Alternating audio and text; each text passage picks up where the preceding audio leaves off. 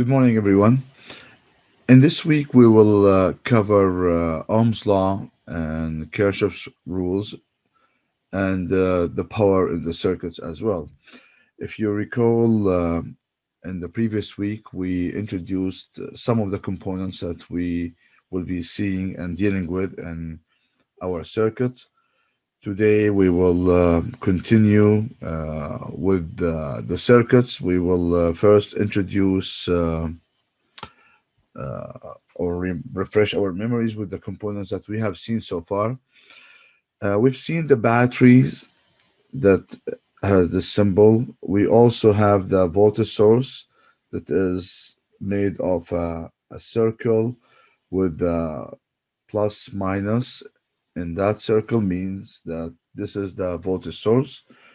The voltage across this voltage source is Vs, which is basically the potential difference as well. So in circuits, we often use the voltage as a voltage, which means that this is the potential difference between the two terminals here. Also, we've seen the resistors, the light bulbs, off, on. We said that those light bulbs are made of resistors and they have the light as an indication that they're on or off. We also have the conducting wire, which is an ideal wire that has a resistance of 0 ohm. The switch, we have an open switch and close the switch. We said that an open switch will basically means an open circuit. The circuit is broken, no current going in that circuit. However, the close the switch means this switch is an ideal wire and I have zero resistance in this switch. We've seen that in circuits we have several components. One of the main components in our circuit is the wires.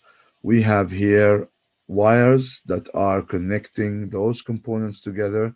Those wires are ideal wires and they have zero resistance.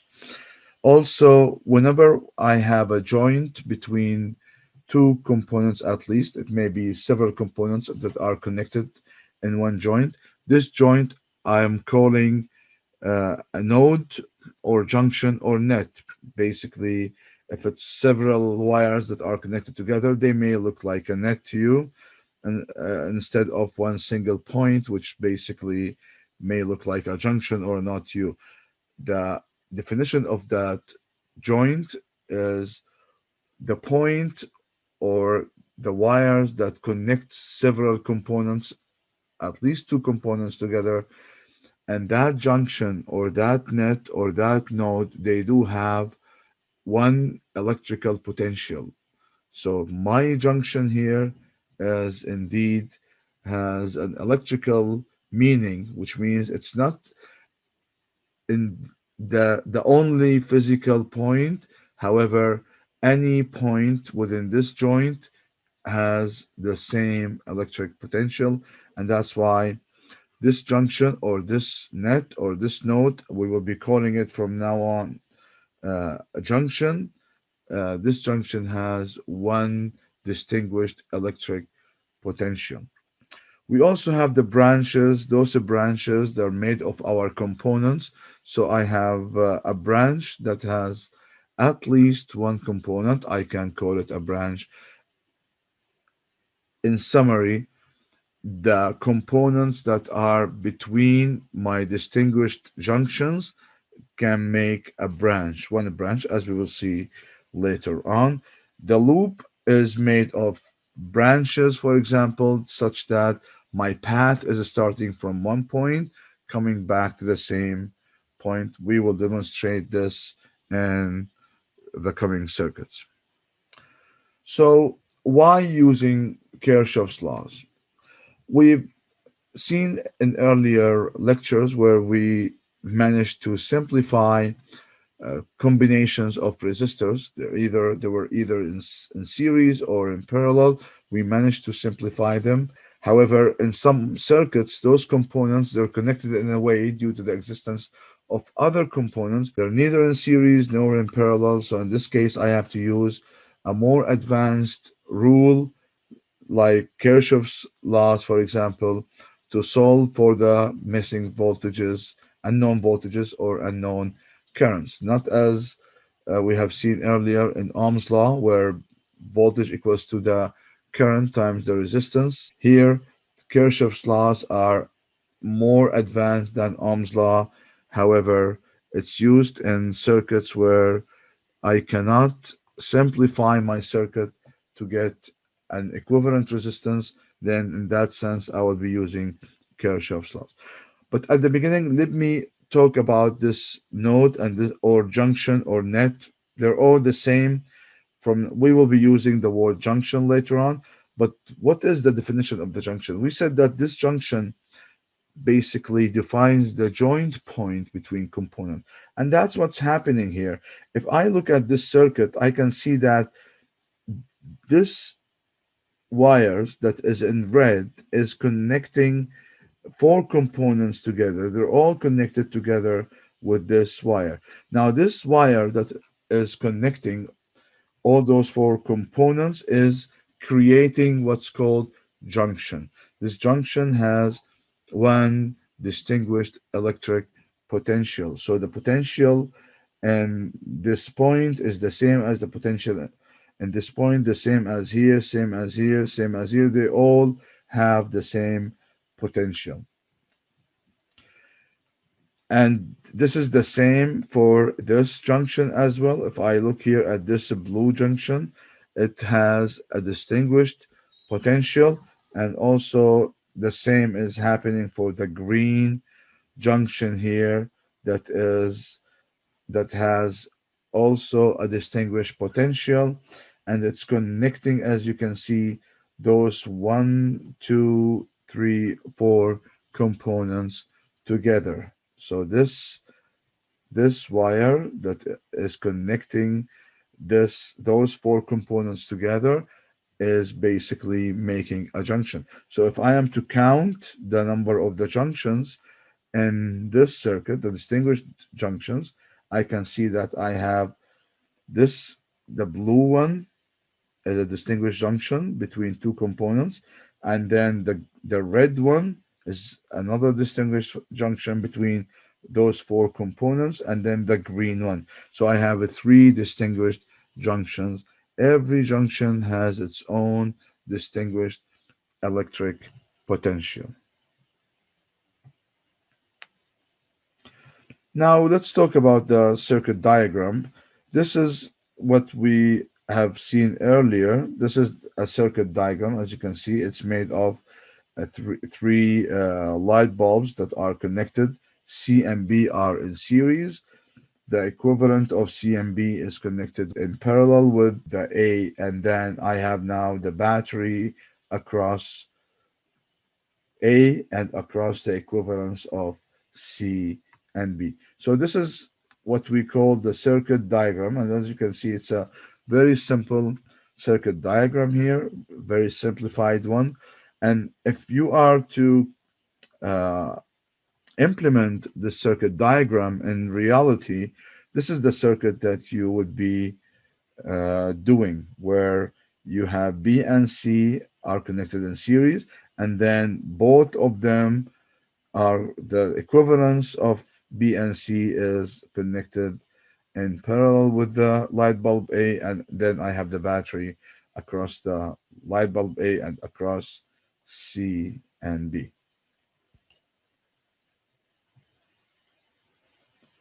So on papers, when we're dealing with circuits, we deal with those diagrams.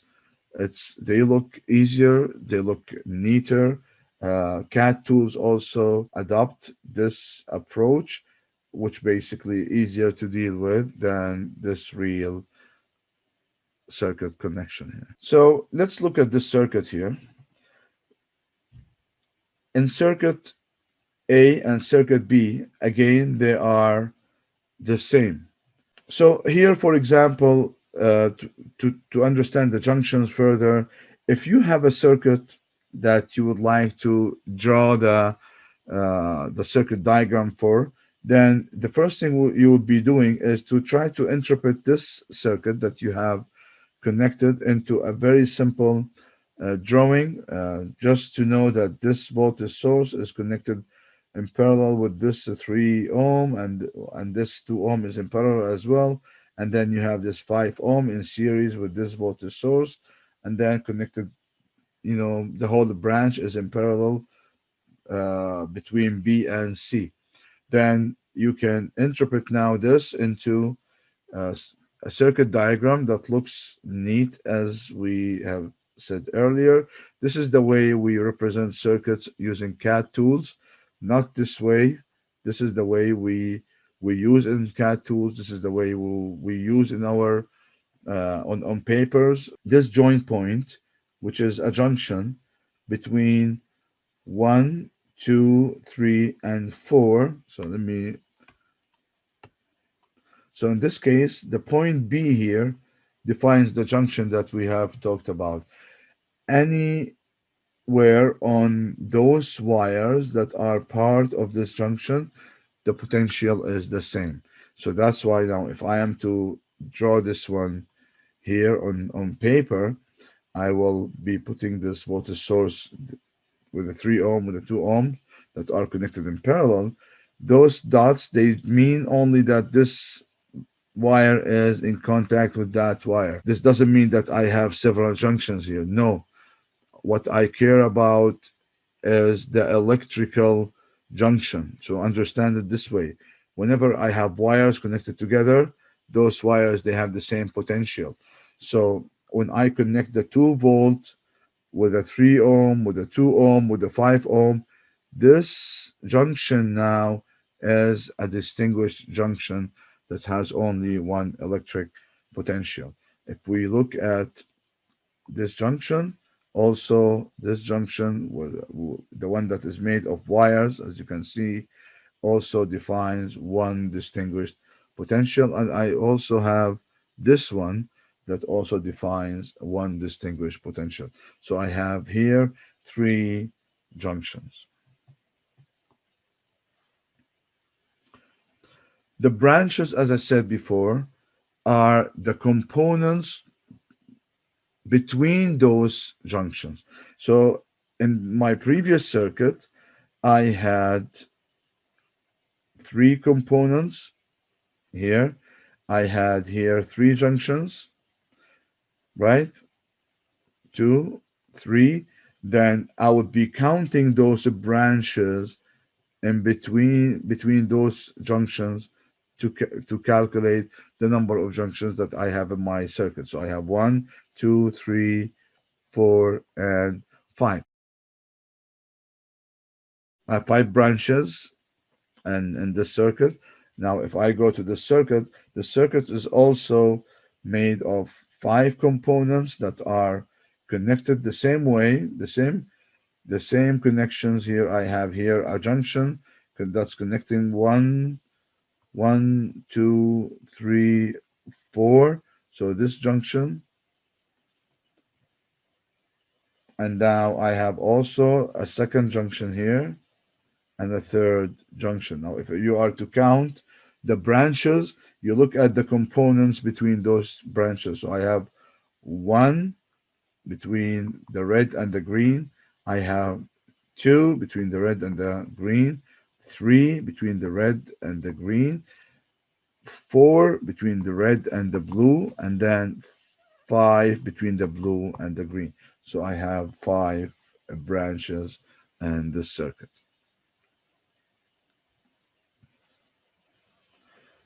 So, what are those Kirchhoff's laws that we will be learning in this course? We will start first with the Kirchhoff's current law, or KCL. So, what does KCL stand for? KCL states that the net current entering a junction is zero, which means that the mathematically is represented by this sigma. If I'm looking at the currents entering and leaving, so this is the net current, which is basically the summation of the currents entering and the currents leaving, should equal to zero. All currents leaving a junction should be all currents entering a junction should be leaving that junction. There will be no charges staying in this junction. So all the charges that are entering will be leaving. So based on the conservation of the charge, the algebraic sum of the charge within the system cannot change. All currents entering should equal to the currents leaving.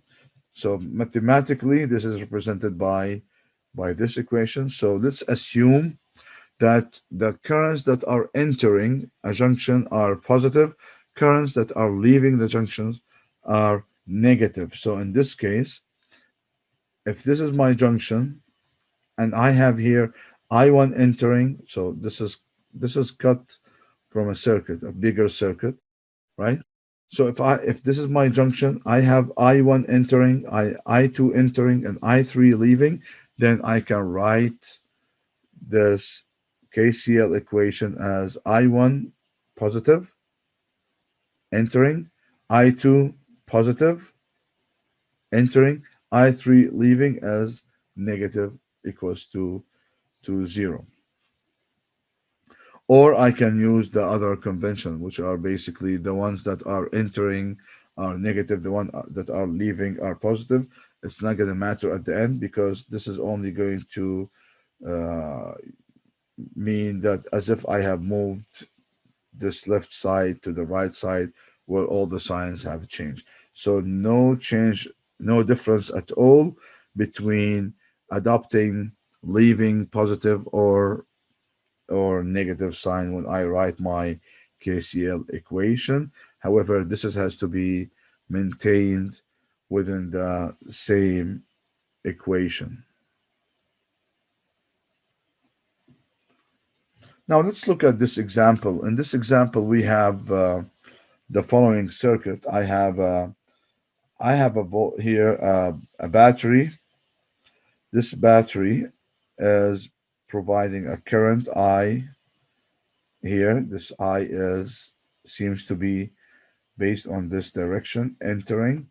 I have R3 and there's a current here 1.9 milliampere. I don't know the value for the I. It's given to me as entering with I. The voltage difference here or the voltage of this battery is a 3 volts. So here I have in this resistor, I have 1.9 milliampere and this is entering the junction. This is my junction. I have 3 milliampere here leaving. I have zero point 0.5 milliampere entering. So if I am to write the KCL equation using the convention of entering as negative, for example, then it would be KCL at, call this junction whatever you want. We'll call it, for example, 1 at 1 would be, if you use entering as negative, it will be minus 1.9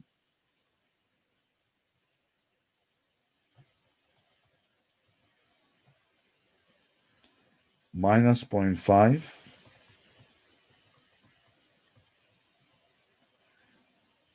plus 3. You can see that I'm writing it in ampere. As long as you know in one equation, if you write all of them in milliampere, then the variable one would be in milliampere as well. So you just need to be careful. And I here is given to me as entering. So I will write minus I and then the summation equals to 0. Now, if you rearrange this equation, then and do the calculation, you will find that this I would be zero point 0.6 milliampere, which means positive, which means that indeed the current I is entering the junction. Since I is positive, then the direction agrees with the direction assumed. If I was negative, then indeed the current would be leaving the junction. But since I is positive, then the current is maintaining the direction. So this is the right direction, and the current is entering the junction. Now let's look at this example here. In example number 2, suppose the current through R2 was entering the the junction or the node, then in this case through IR2 here, this is the 3 milliampere. So this is the difference. In the previous example, 3 milliampere was leaving the junction. Now the 3 milliampere is entering the junction. Now if we write now the new KCL for this junction, let me call this one 1, then KCL at 1 is, again, I will use the entering as negative. So I have here minus a 3, 1.9 milliampere is leaving, so I will write it as positive, 1.9. I is entering, minus I. zero point 0.5 is entering, minus zero point 0.5 equals to 0. Now rearrange this equation and calculate I. It would be minus 1.6 milliampere, which means that indeed I is in the opposite direction of the direction assumed. So the direction was given to me here as entering, but because now I became negative 1.6 milliampere, this means indeed I is leaving the junction, not entering the junction. Let's look at this question. In this question, we have the battery provides a constant potential difference between its terminals with the switch S being open. The current I1 is 4 ampere. So here we don't know this voltage. Let me call this one VS. This is plus minus. When the switch was open, I have the current I1. So switch is open. I have I1 equals to 4 ampere. So in this case, let me go here. So I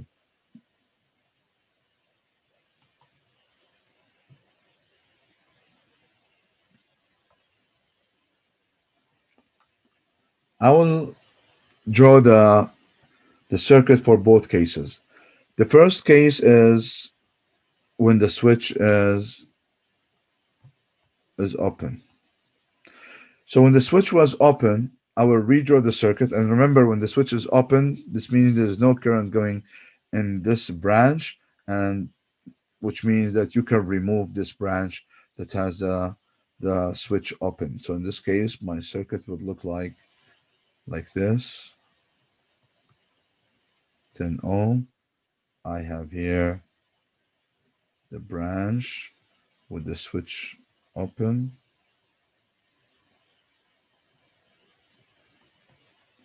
And we said this is VS. This is the switch. This is 10 ohm as well. I have here I1,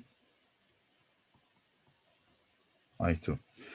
Now, because the switch was open, no current is going into this branch, which means I2 is 0, which means I can remove this whole branch.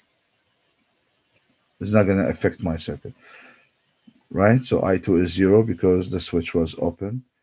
Now, the question is giving me I1 as 4 ampere, right? The question is asking what are the currents I1 and I2 in the circuit when the switch is closed. So the objective is to find the value of the current I1 and I2 when the switch is closed. Now remember, any change, any physical change in the circuit will completely change the circuit. That's why if you look at the circuit when the switch is open, will be different than when the switch is closed. Now let me redraw. When the switch is closed, the circuit's going to look like this.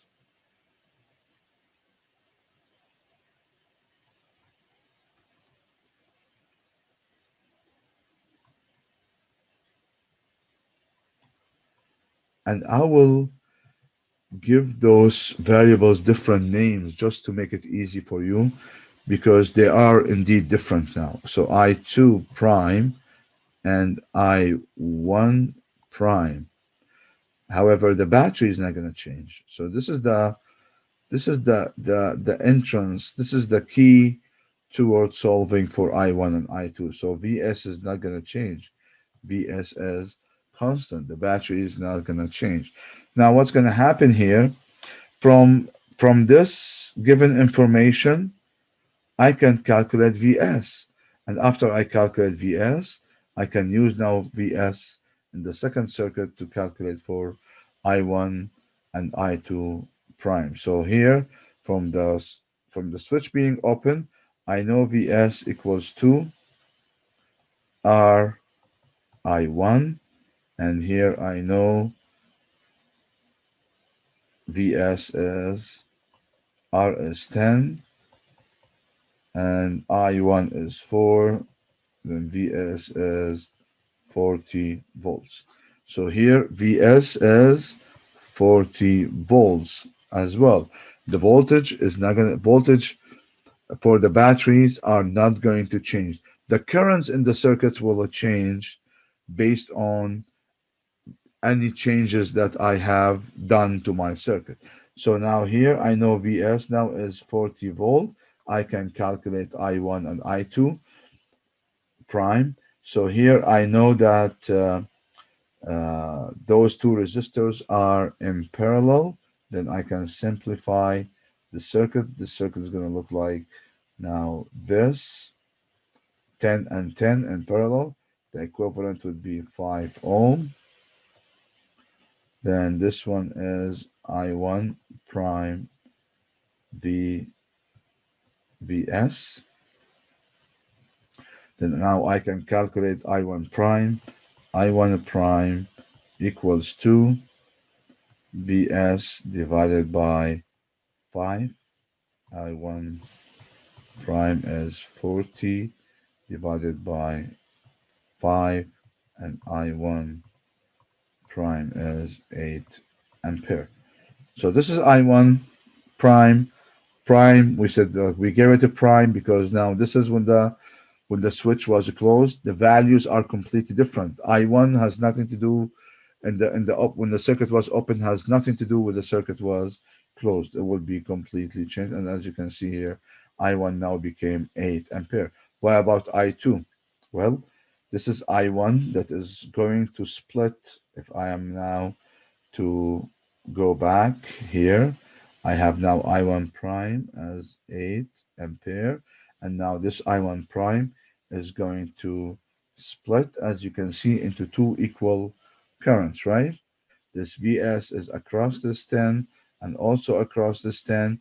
Then I can calculate I2 prime by Vs divided by 10, right? Because this Vs is going to show up here as well across this guy and also across this guy. If you do it this way, then I have Vs across this 10 ohms. So I have I2 prime equals to Vs divided by 10. Then I2 prime equals to 40 divided by 10.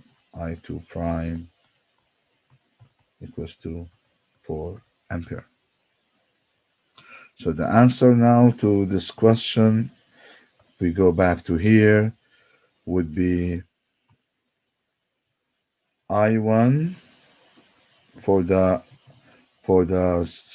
second circuit. I1 is 8 ampere and I2 is 4 ampere. So the answer is E.